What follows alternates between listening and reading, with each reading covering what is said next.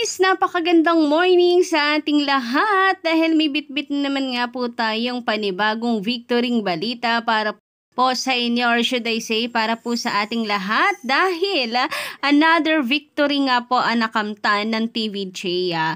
So, bale, pangatlong pagkatalo na po ito ng Tape Inc. Mga ka-legit na records, bongga, di po ba? But before that, nais ko po muna na napasalamatan ng mga nandito ngayon, nakatangkilik at sumusubaybay sa aking YouTube channel. Maraming salamat guys. And of course, shoutout po sa inyong lahat. And sa mga hindi pa po nakaka-subscribe, maaari po ninyong pindutin ang subscribe button and notification bell para maging updated po kayo sa mga susunod nating mga balita basta may kinalaman sa TVJ and legit na records. At eto nga, simulan po natin ang mainit nating balitaan. For today's video, pag-usapan po natin ang another victory or pagbabasura po ng IPO dito sa apela ng Tape Inc. Another apela na naman nga po ito. Kung ang unang apela po nila ay para po sa pagbabasura ng tape or pagtatanggal ng IPO sa trademark ng Tape Inc. na Itbulaga, ngayon naman ang sunod po nilang apela na agad din naman pong binasura ng IPO ay patungkol po dito sa apela nila sa registration or pagpaparehistro ni Henyo Master Joey De Leon ng titulong Itbulaga. So gusto po nila na huwag aprobahan ng IPO si Henyo Master sa kanyang registration for entertainment. Parang ayaw po na talaga nila na ipagamit sa TVJ ang titulong Itbulaga. Hindi parang, talagang ayaw po nila. Ayaw nilang iparehistro kay Joey De Leon ang titulong Itbulaga. Pero wala na po silang magagawa dahil bukod sa siya ang tunay na may-ari po ng titulong Itbulaga ay kinatigan or kinampihan ng IPO itong si Henyo Master. So another victory, another good news para po sa ating lahat, and nakakatuwa ka-legit records na ganito ang mga update dahil 3.0 na nga po ang pagkapanalo ng TVJ. Another victory, another history, another po na happy na balita and maagang papasko sa ating lahat. Sabi nga dito ni Sir Romy Obispo, magandang umaga sa iyo. Sabi ni Romy Obispo, good morning Mama Gandara. Ay Mama Gandara.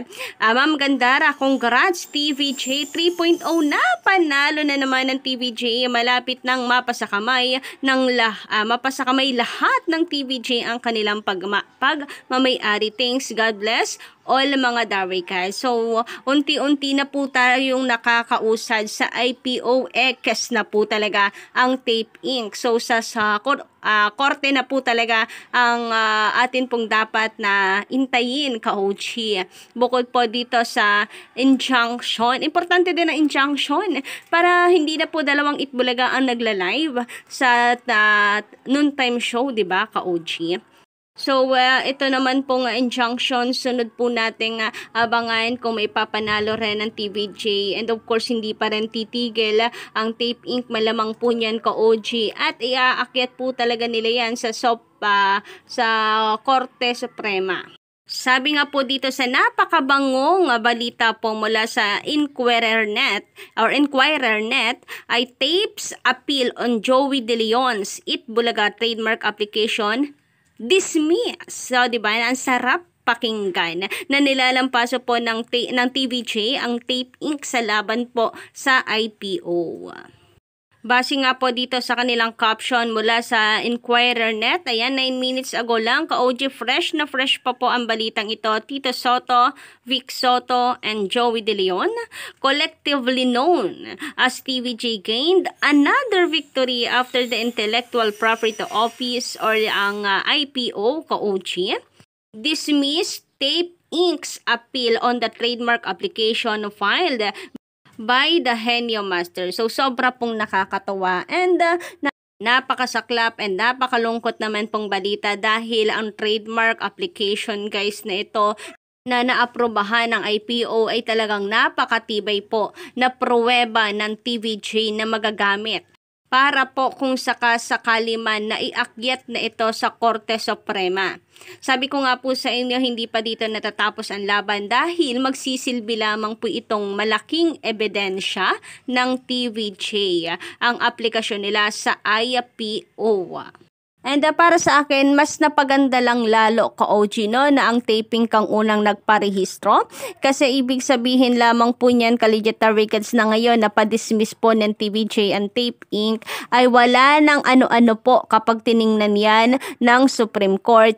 Wala nang another process na hahalongkatin pa kasi finally ay napatunayan na TVJ talaga ang may-ari ng titulong Itbulaga, hindi po ang taping. Alam niyo yun? Nagigets niyo po ba yung punto ko na napakalaking puntos sa TVJ?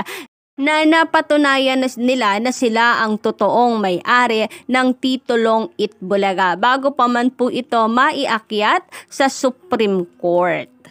So, tatlong victory na ito, Ka-Legit Records, kaya sobrang nakakataba ng puso, sobra pong nakakakilig ang mga balita at nakaka-emosyonal mga Ka-Legit Records. Since tayo po ay mga Legit Records na nakasupport at nakatutok po dito sa laban ng TVJ, nakakaiyak, tears of joy kumbaga na finally talagang TVJ po ang pinapanikan. And ang katotohanan po ang talagang lumalabas at katotohanan po ang nagwawagi. Ang tama ang nananaig. Samantala sabi dito ni Romy Ramos, akala ko Romy Halusos. Charis, sabi niya rito, magandang umaga po sa inyo and a big shout out. Ipinagtataka ko sa Tape Inc. at kay Ginoong Yorme.